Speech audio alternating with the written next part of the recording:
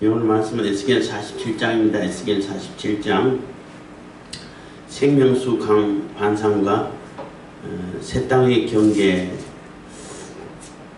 생명수 강 환상과 새 땅의 경계입니다.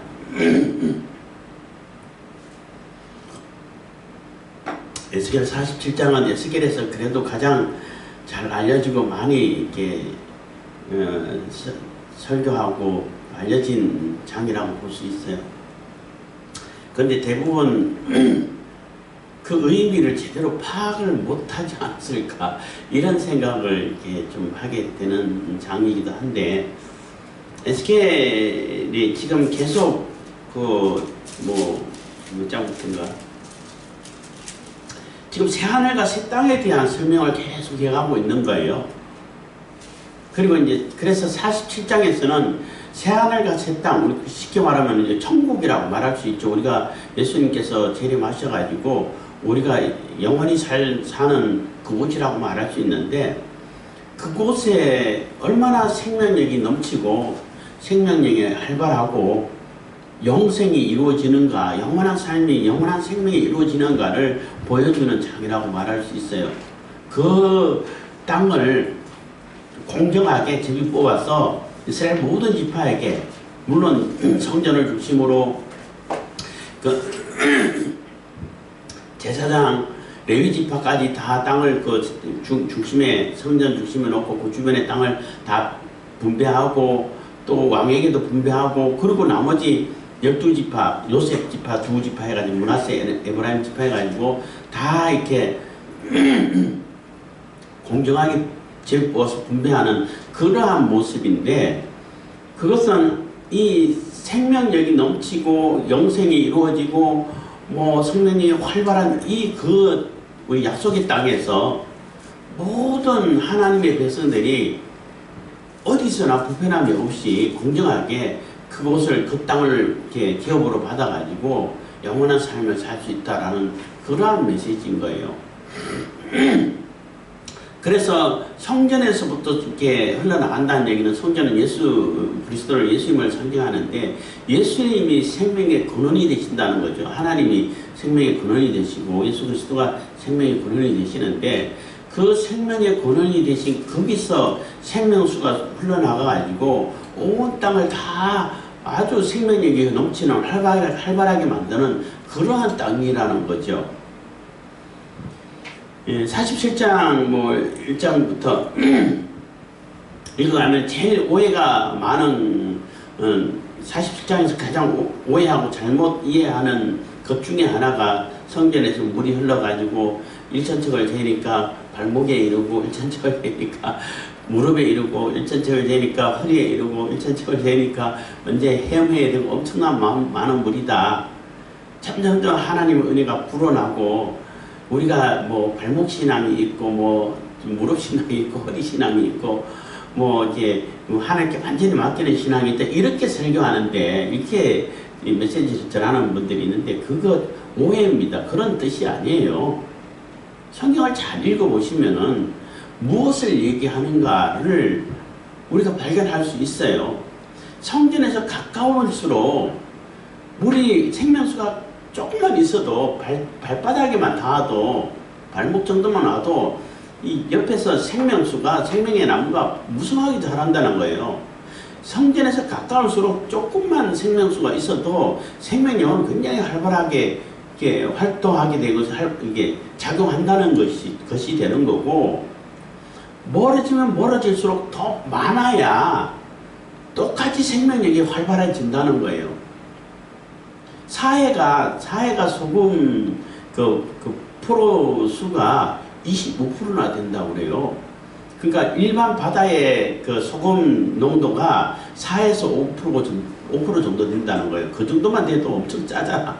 짜고 이게 다 이렇게 바다의 생물을, 물론 생물은 살지만은 이렇게 정화시키고 하는 것인데, 근데 25%면은 얼마나 소금이 많다는 얘기예요. 그러니까 거기는 누워있을 때 둥둥 뜨기는 하는데, 그 상황에서는 아무런 생명도 살 수가 없어요. 근데 그 사해 염해라고 하기도 하는데, 그 사해가 이게 일반 바다처럼 생명력이 있고 또 생물이 살고 하는 그 바다가 되려면 물이 얼마나 필요할까? 어마어마한 물이 들어가야 살 수 있잖아요. 그것처럼 사해 갖고 완전히 죽은 그 땅이라 할지라도 생명물이 하나님께서 한없이 쏟아 부어줘 가지고 똑같이 성전에 가까이 있거나 멀리 있거나 똑같이 생명력이 활발하게, 그러니까 우리가 들어가는 천국에서는 어디 있든 간에 영생의 삶이 활발하게 이루어진다는 그런 의미인 거예요. 뭐 발목신앙이 어쩌고 뭐 모르신앙이, 그거는 그 부분만 보다 보니까 그렇게 이렇게 상상을 할 수밖에 없는데 그렇지 않아요. 그래서 하나님과 더 가까이 있고 성전과 더 가까이 갈수록 사실 교훈을 얻고 비유를 얻는다면은 주님과 가까이 있을수록 조금만 은혜만 있어도 감격하고 감사하고 이렇게 감동한단 말이에요. 근데 멀어지면 멀어질수록 조금 갖고는 안 돼. 그건 이게 간이 기별도 안 간다고 표현할 수도 있는데 정말로 많은 은혜가 쏟아져야 하나님의 은혜가 임한가 보다. 뭐 이렇게 우리가 비유를 들 수 있긴 합니다만 어쨌든 간에 천국에서는 멀거나 가까우나 똑같이 생명력이 활발하게 어디서나 다 살 수 있도록 영생을 누릴 수 있도록 그렇게 은혜를 쏟아 부어주시고 생명수가 흘러간다는 거예요. 그리고 주변에 있는 나무들은 뭐 다 과일나무고 생명나무고 그 이파리는 치료제가 되고, 치료제가 된다는 얘기는 전혀 우리 뭐 어떤 존재도 불구가 된다든지 뭐 병이 든다든지 뭐 그런 것이 없다는 거예요. 먹는 것 자체가 다 치료제인데 자동으로 다 회복되고 다 이렇게 되는데, 그러니까 그러한 상징인 것이고, 이 47장 12절까지는 요한계시록 22장 1절 2절 3절까지인가 2절까지인가 하여튼 그 부분하고 너무나 이렇게 흡사하고 같은 설명이라고 볼 수 있어요.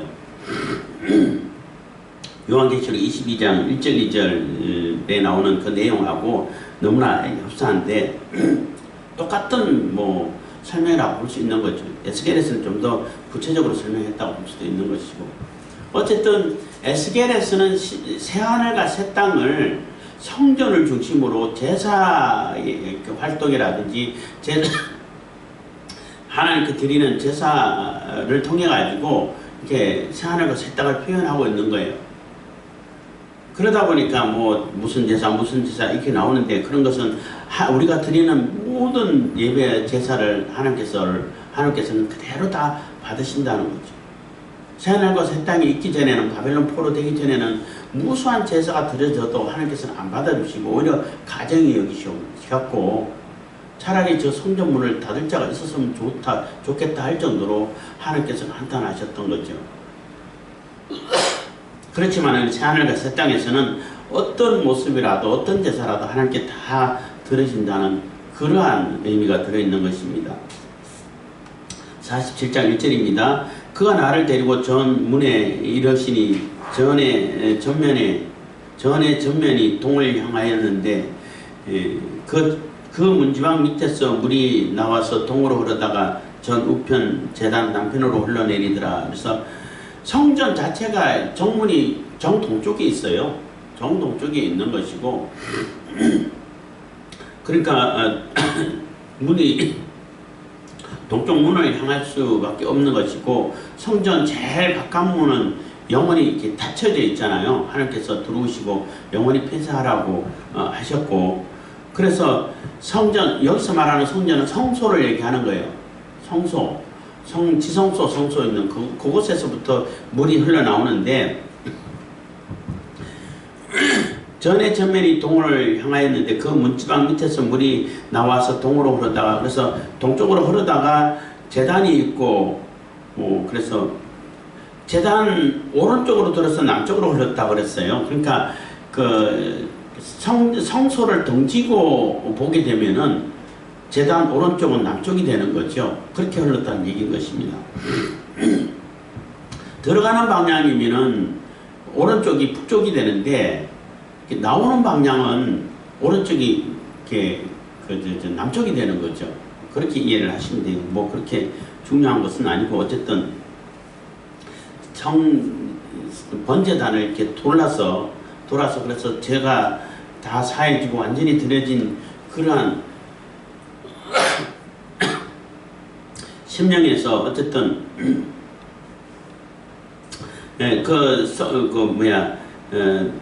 번제단을 이렇게 오른쪽으로 둘러서 남쪽으로 흘러내렸다는 것입니다. 그가 또 나를 데리고 북문으로 나가서 바깥길로 말미암아 급겨 동양한 바깥문에 이르시기로 본적 물이 그 우편에 스며 나오더라 해서, 그래서 동쪽 완전 바깥문은 폐쇄되어 있기 때문에 다닐 수가 없어요.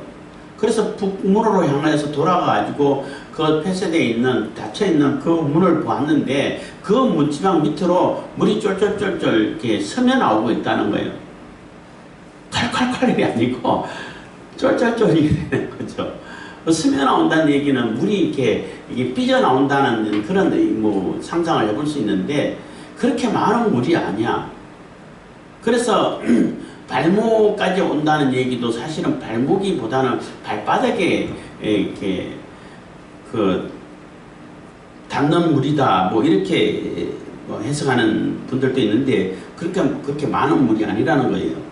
어쨌든 물이 흘러나오고 스며나오고 있었습니다. 3절 그 사람이 손에 줄을 잡고 동으로 나아가며 일천척을 천냥한 후에 나로 그 물을 건너게 하시니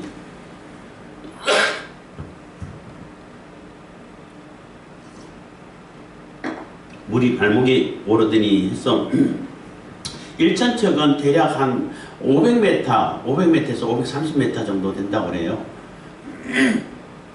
어쨌든 500m 정도 이렇게 재고 나니까 급중 가니까 발목 정도 올라오는 물이 됐다는 거죠. 그러니까 스며 나와서 쫄쫄쫄쫄 흐르는 그러한 물인데 한 500m 가니까 500에서 530m 가니까 발목 정도 올라오는 물이 됐다는 것입니다.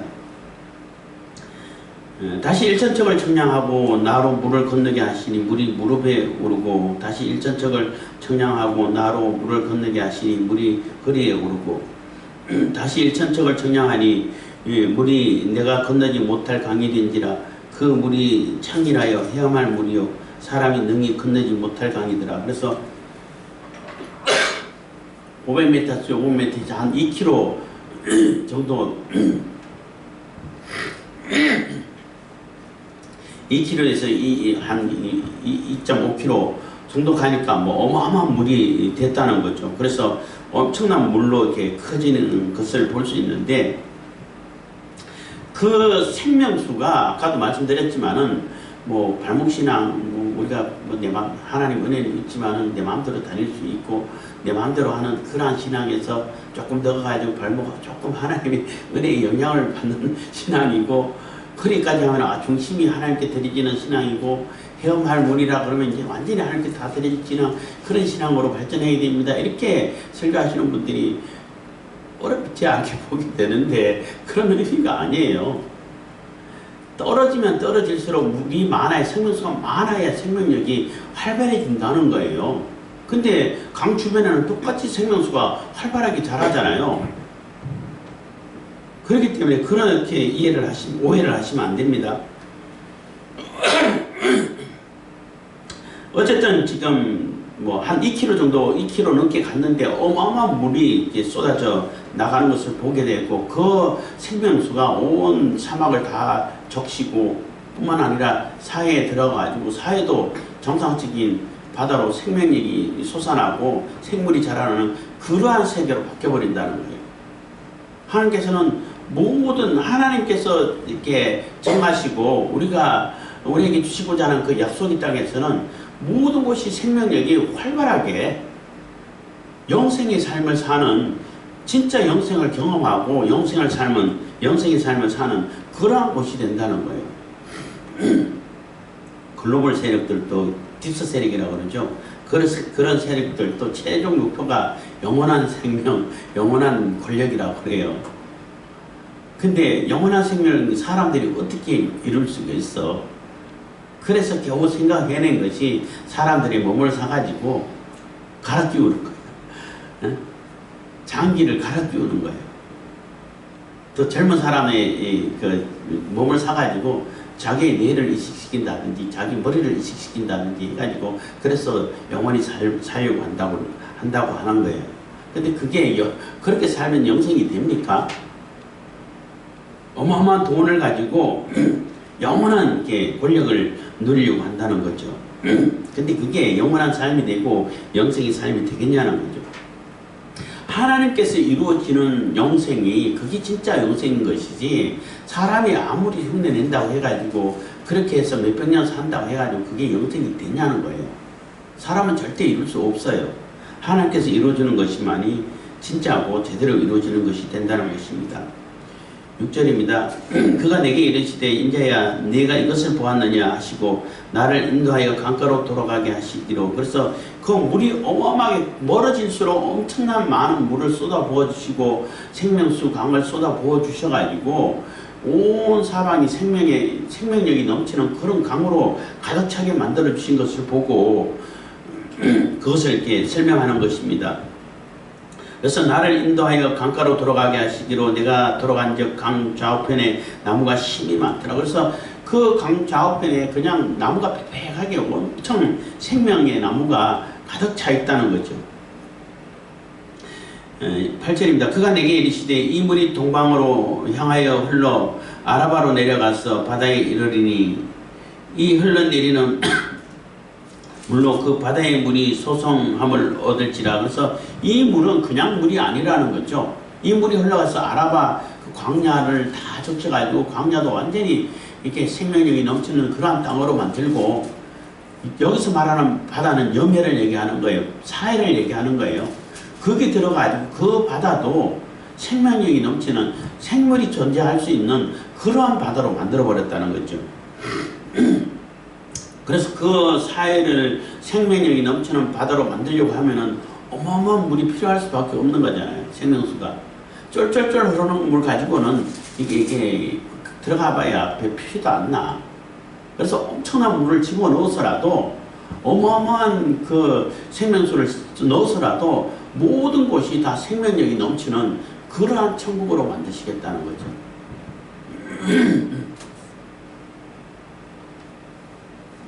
네, 9절입니다.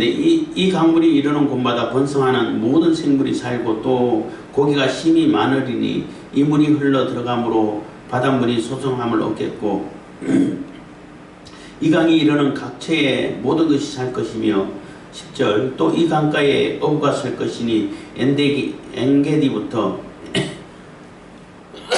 엔게디에서부터 에네글라임까지 그물치는 곳이 될 것이라. 그 고기가 각기 종류를 따라 큰 바다의 고기같이 힘이 많으려니와 해서, 그래서 그 사해 주변에 어부가 살 수 있을 만큼 그만큼 이렇게 생명력이 넘치고 생물이 많은 그러한 이렇게 그 지역이 된다는 거죠. 물론 천국 가서 굳이 어부가 필요할까? 안 먹어도 살고 주변에는 널린 것이 생명수, 생명과일이 널려져 있고 한데 이게 상징이라는 거죠. 그만큼 사해 주변에 사해에 들어가지고 고기를 잡아가지고 생업을 여기는 그러한 것을 지금으로서는 상상할 수가 없는 거죠. 거기는 소금밖에 없어요. 소금밖에. 근데 그 소금밖에 없는 그 바다가 이제는 생물이 살아서 어부가 생기고 그 고기를 잡아가지고 그물 쳐서 생업을 유지해가고 기업으로 삼는 그러한 사람이 생긴다는 거예요. 그만큼 생명력이 넘친다는 것을 상징적으로 보여주고 있는 거죠. 11절 그 진풀과 갯벌은 소성되지 못하고 소금땡이 될 것이며. 그래서 11절의 이제 해석이 좀 약간 분분해요. 어떤 분들은 요 진풀과 갯벌이라는 얘기는 이게 습지와 웅덩이라는 그러한 의미예요. 원어로 해석한다면은. 그 습지가 있고 웅덩이가 있다는 얘기는 그 생명수가 들어가지 못한 그 생명수의 영향을 받지 못하고 자기 혼자 따로 이렇게 웅덩이 져 있고 한 그런 곳은 이렇게 송땅으로 남아 있다 해가지고 여기는 하나님 은혜를 받지 못한 곳이다. 그 뭐 회복되지 못하는 곳이다. 이렇게 해석하는 분들이 있고, 그렇지 않고 성전에는 항상 소금이 들어져야 돼요. 하나님 제사할 때 소금을 꼭 포함시켜야 되는데, 성전에 들어져야 할 소금을 생산해야 되기 때문에 그 소금을 계속 생산할 수 있는 곳을 남겨뒀다. 이렇게 해석하는 분들도 있고 그래요. 근데 그 우리가 다 들어가는 지역에 사는 그 하늘나라인데 굳이 하나님의 은혜를 못 받는 곳이 있을 수가 없고 있을 필요가 없잖아요. 하나님께 드려지는 소금을 생산할 수 있는 그곳을 남겨뒀다라는 것이 오히려 이 문맥에 맞는 것이다. 저는 이렇게 생각이 되어져요. 그렇게 보여지고, 또 뿐만 아니라 그런 얘기는 우리가 천국에서 사는 삶에서는 부족한 것이 없다는 거예요. 어떤 한 부분이라도 모자라고 부족한 것이 없다는 거예요. 다 채워지고 다 준비가 되고 다 예비가 되어 있다는 겁니다. 하나님께 드려져야 될 것은 어떤 것도 부족함이 없이 다 준비되어 있고 이렇게 예비되어 있다라고 우리가 이렇게 뭐 생각해 볼 수 있는 거죠. 그래서 이 진펄과 개펄의 그 송땅이 그대로 남겼던 것은 하나님께 드려지는 그 소금을 쉽게 채취하기 위해 가지고 하나님께서 그 보존을 해줬다고 볼 수 있는 거죠. 굳이 거기 조그만 웅덩이라든지 뭐 습지까지 다 이렇게 그 고기가 살아야 할 필요는 없잖아요. 소금을 또 생산해야 소금은 늘 들여져야 하는 것이기 때문에 소금 생산하는 것도 있어야 되니까, 물론 천국에서 소금 안 먹어도 뭐 살 수가 있죠. 근데 상징인 거죠. 그래서 모든 어떤 우리가 필요로 하고 하나님께 드려져야 할 어떤 것도 다 준비되어 있고 예비되어 있다라는 것을 우리가 이렇게 생각해 볼 수 있다는 것입니다. 12절 강좌우 가에는 각종 무걸 실과나무가 자라서 그 잎이 시들지 아니하며 실과가 끊이지 아니하고 달마다 새 실과를 맺으리니 그 물이 성소로 말미암아 나옴이라. 그 실과는 먹을만하고 그 잎사귀는 약재료가 되리라 해서 요한계시록 22장에도 같은 이렇게 설명이 나오는 거죠. 그래서 강좌에 성전에부터 물이 쫄쫄쫄 흘러갔는데 어마어마한 강을 이룬 그 생명수가에게 접하는 그 모든 강좌위에는 생명나무가 어마어마하게 이렇게 무성하고, 거기에는 뭐 과일이 달마다, 그러니까 뭐 사시사철 과일이 계속 맺어진다는 거예요. 그러니까 뭐 언제든지 먹을 수 있는 것이고, 그 잎이 약재료가 된다는 얘기는 그 어떤 뭐 병 자체도 없겠지만은 있다 하더라도 금방 치료가 되고 먹는 것이 치료가 되어버리고 전혀 이렇게 병이라든지 불구라든지 이런 존재가 없다는 거예요. 다 정상이고 다 건강하고 이러한 모습의 생명수가 넘치는, 영생이 넘치는 그러한 곳이 된다는 거예요. 13절 나 주 여호와가 말하노라. 너희는 이 지계대로 이스라엘 12지파에게 이 땅을 나누어 기업이 되게 하되 요셉에게는 두 분기시니라 해서 그 12지파에게 이제는 다 땅을 분배하라는 거예요. 이 생명수가 넘치고 생명력이 넘치고 영생이 이루어지는 이러한 땅을 12지파에게 다 골고 이렇게 분깃을 이렇게 제비 뽑아가지고 나눠주라는 거죠. 여기서 12지파, 그러니까 요셉에게 2지파는 에브라임, 므낫세 지파를 다 포함됐다는 얘기를 하는데, 그러니까 레위지파, 제사장 지파에게도 다 분깃을 줬기 때문에 그 두는 제외하고 나머지 12지파를 얘기하는 거예요. 그래서 요셉이 2지파가 두 분깃이 되는데, 요한계시록에 단지파가 14만 4천에 셀 때에 빠졌다. 단지파를 왜 제외했을까? 그래서 다는 뭐 사탄의 지파다. 요한계시록 설명하는 분들이 그렇게 설명하고 있는데, 빠지지 않았다고 볼 수밖에 없어요. 단이라는 그러한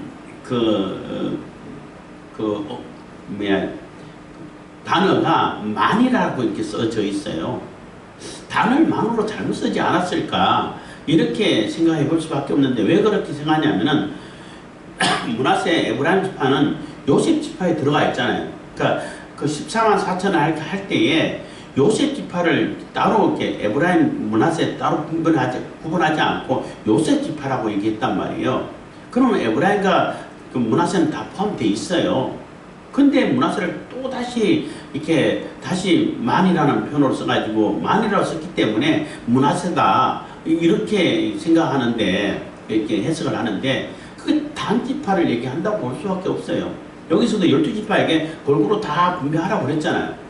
물론 단지파에서 뭐 똑같은 14만 4천이지만은 14,000이지만은 똑같은 14,000이라 해가지고 뭐 똑같이 이렇게 다 이렇게 구원받을 자가 다 수가 똑같다 이렇게 생각할 필요는 없어요. 구원받아야 할 자는 완전하게 다 구원받는다는 뜻이에요.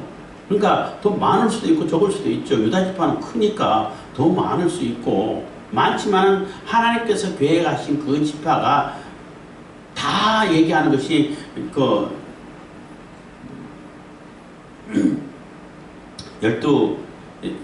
12만 명이라 해야 되나? 그치? 12만 명이라 해표현했는데 지금 안 나와서 하는데 완전하다는 뜻인 거예요. 어쨌든 간에 여기서 여수에게는 두 분깃이라고 얘기한 것은 그 레위 지파, 제사장 지파를 빼고 레위 지파를 빼고 12지파를 얘기하는 겁니다.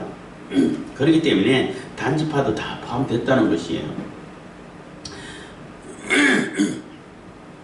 14절입니다. 내가 옛적에 맹세하여 이 땅으로 너희 열조에게 하였었나니 너희는 피차 없이 나누어 기업을 삼으라. 이 땅이 너희의 기업이 되리라. 그래서 다 나눠주라는 거죠. 근데 실질적으로 에스겔에서 얘기한 이 그 구별대로 이 경계대로 이스라엘 바벨론 포로에서 회복되어 가지고 와가지고 그게 분배 받았냐면은 받은 적이 없어요. 지금까지 역사적으로 한 번도 이루어진 적이 없어요. 이거는. 그래서 새하늘과 새 땅을 상징한다라고 볼 수 있는 거예요.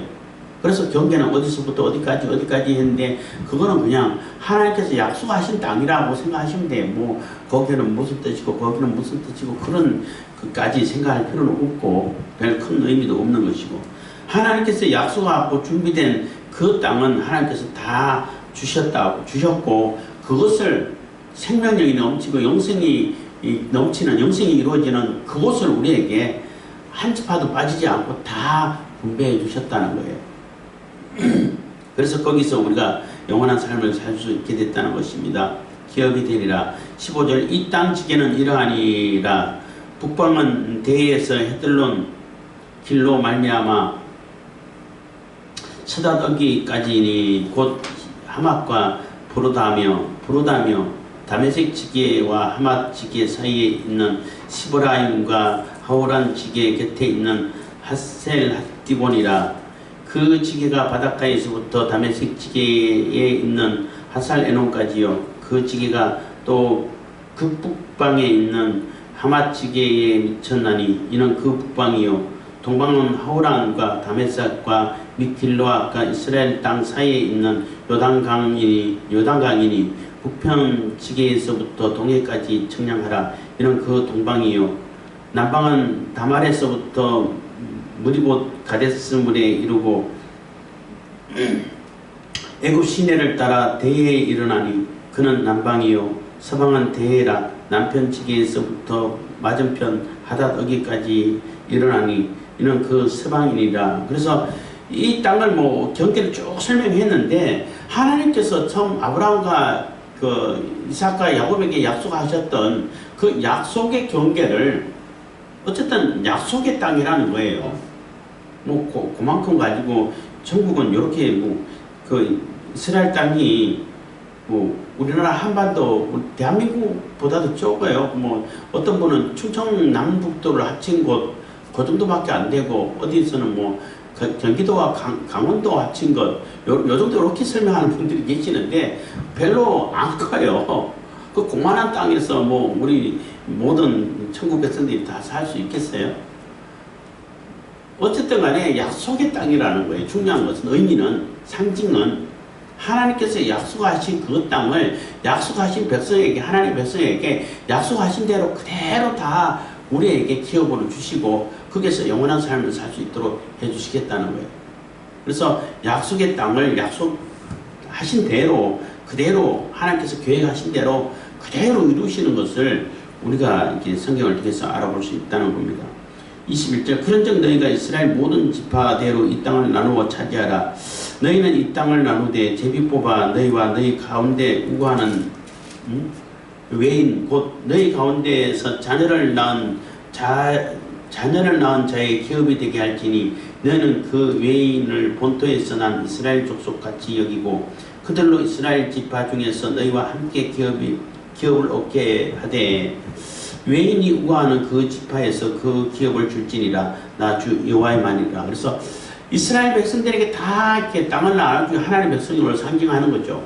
그곳에 들어와 있는 외국인인데 이스라엘하고 같이 살아. 하나님의 백성된 자들을 얘기하는 거예요. 그러니까 혈통적으로 이스라엘 사람들만 아브라함의 후손이라고 얘기지는 그 사람들만 구원받는 것이 아니라 예수 그리스도를 통해 가지고 예수님을 통해 가지고 예수 그리스도 안에 들어오고 예수 그리스도의 피의 공로로 죄 사함을 얻고 하나님의 백성된 모든 자는 다 포함되는 거예요. 그들에게 똑같이 이스라엘 백성들하고 차별하지 말고 똑같이 이렇게 분별을 하라는 얘기는 똑같은 하나님 나라 백성으로 삼아 주시겠다는 거예요. 그래서 우리가 예수 그리스도를 통해 가지고 예수님을 통해 가지고 하나님 백성된 그런 은혜를 입는 거예요. 사실 외인들이 더 많죠. 육신적인 이스라엘보다는. 그러니까 영적인 이스라엘을 얘기하는 거죠. 그래서 차별하지 말고 다 나눠주라는 것입니다. 그래서 하나님의 백성 된 것은 하나님의 은혜로 하나님께서 주시는 그 땅에서 영원한 삶을 살게 되는 것이고 제비 뽑아가지고 공평한 것인데 저 북방이나 남방이나 어느 곳이나 똑같이 하나님의 생명력은 생명력은 활발하게 넘치는 것이고 어느 곳이든 간에 생명의 활동은 활발하기 때문에 이게 차별이 없다는 거예요. 성전 가까이는 뭐 더 많은 생명력이 넘치고 멀리는 그냥 비실비실하고 그렇지 않다는 거예요. 멀리 떨어져 있기 때문에 어마어마한 생명수를 쏟아부어 가지고 똑같이 생명력이 넘치고 생명의 과일이 넘치고 모든 것이 다 하나님의 예비하시고 준비하신 약속의 땅은 어느 곳이나 다 똑같다는 거예요. 그래서 어느 곳을 이렇게 제비 뽑아가지고 분배받든 간에 우리가 사는 데는 지장이 없고 영생의 삶을 사는 데는 아무런 하자가 없고 불편함이 없다는 거예요. 물론 그때는 그 당시는 우리가 그 시간과 공간의 제약을 안 받기 때문에 순간 이동이 가능하기 때문에 어디 살아도 아무런 상관이 없어요. 똑같이 하나님 은혜를 누리고 살게 되는 것이고 어떤 분은 몇 평 아파트, 누구는 몇 평 아파트 사는데 누구는 몇 평 아무 소용 없어요. 15평 아파트 살든지 150평 아파트 사든지 거기 아파트가 있는지는 모르겠지만은 내가 순간 이동이 되고 시간과 공간의 제약을 안 받는데 그 무슨 의미가 있냐는 거죠. 내가 가고 싶은 데는 어디든지 갈 수 있는데 또 어떤 분들은 개털 모자를 쓰고 어떤 분들은 왕관을 쓰고 했는데 난 모자를 안 좋아해가지고 저도 다 벗어버릴 것 같은데 그런 거는 자기의 수준에서 자기 신앙 상상의 수준에서 자기의 지식 수준에서 나름대로 상상해낸 것이고 상상하다 보니까 그게 환상으로 보인 것이고 꿈으로 보인 것이지 그렇지는 않아요. 기도하겠습니다. 사랑해 주시는 감사합니다. 이 시간에도 내 구원을 베푸시는 감사드립니다.